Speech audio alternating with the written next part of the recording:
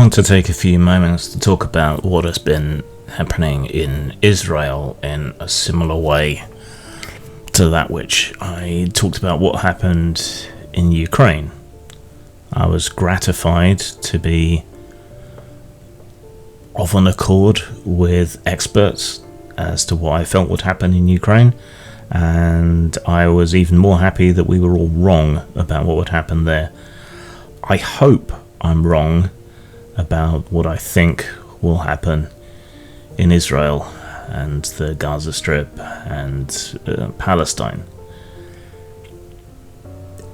It is an incredibly complicated and nuanced situation, and I am not unaware of the irony of Israel and the way in which they treat the Palestinians. You would think that a people who had suffered so much from dehumanization, from ghettoization, from discrimination, would not enact those same things upon another people. And yet, here we are. But none of that excuses the horrendous attacks on civilians within Israel, many of whom, particularly those present at the music festival that was attacked, were probably very much in favour of peace and some sort of lasting settlement between the two peoples. So I want to first disavow many of the so-called left-wing activists who are excusing what is going on. I think you can oppose semi-fascistic Zionism without being anti-Semitic, and I think you can both support the right to self-rule of Palestinians and the right of Israelis to also have their own self-determination and safety. I don't think these things have to be exclusionary, but many people treat them as though they were. If recent history is anything to go by, this new, hotter version of the conflict will go on for a very, very long time, and I'm extremely wary of what retaliation already looks like and will look like.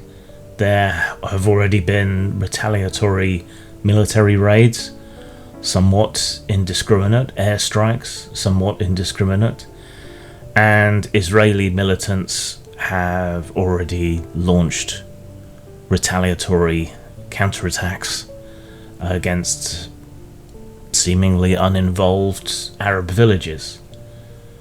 Two wrongs don't make a right. It seems a childish way to approach things, but it's true. Retaliation and recrimination will only fuel further attacks from both sides.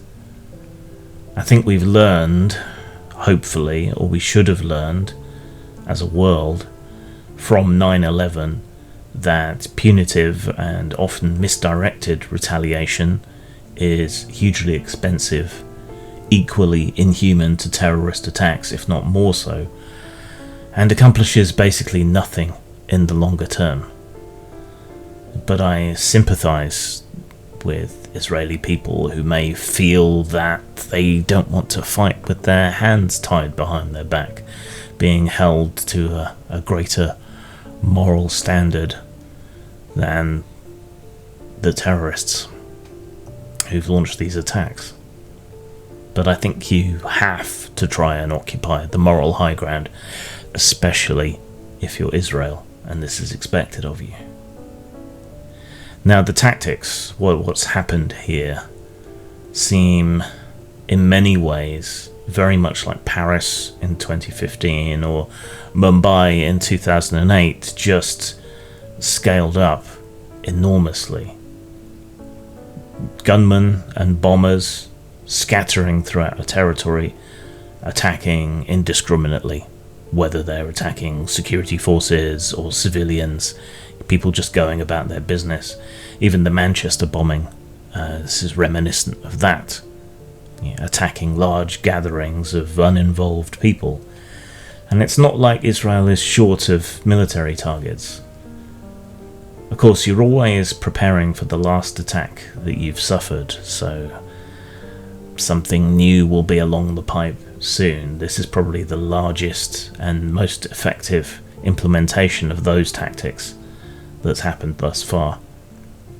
And I imagine we'll be onto something new and horrifying after that. Same as we haven't had hijackings really since 9/11. The West's attention is on Ukraine, and while I hate conspiracy theories, there are possibilities based on the geopolitics of the region, of the various governments involved, of encouragement and arming by places like Iran or even Russia, and other groups pushing at the fringes of the American empire and its client states. That's not so much a conspiracy theory, that's realpolitik. Conspiracy theories are already springing up, of course, suggesting that these were false flags, or that Israeli intelligence deliberately failed. That seems to me to be unnecessary and moronic. Why would anyone want to visit this upon their own people? Online, I experience a tiny fraction of the anti-Semitism that genuinely Jewish people do, and I'm not even Jewish. So I can sympathise with how horrendous this gets, and making this video is going to get me even more accusations of being an Israeli shill or something. But like I said, I think it's possible to be on the side of peace and statecraft and against terrorism and war by anyone towards anyone else. I don't think this is an intractable problem. What is an intractable problem is two sets of people with religious claims over a territory, and religious claims are largely immune to the application of reason. The two-state solution to the issues in Israel is probably the best solution of a bad lot, but there doesn't seem to be any appetite on either side to even get to a solution. As the meme cartoon says, I don't want a solution, I want to be mad. And if you were Israel, would you want yet another hostile state on your border? One with a proper economy and its own military? Probably not. We've had our sectarian conflicts here in the UK, and it was only as religion lost its stranglehold on the populace that we began to find solutions to that. But I don't hold out much hope of a significant fraction of Israelis losing their link with religion, and certainly not Palestinians, Arabs, Muslims. My heart goes out to members of my gaming and fandom family who live over there in Israel. So far, all of them have reported in safe, but best of luck to everyone else caught up in this.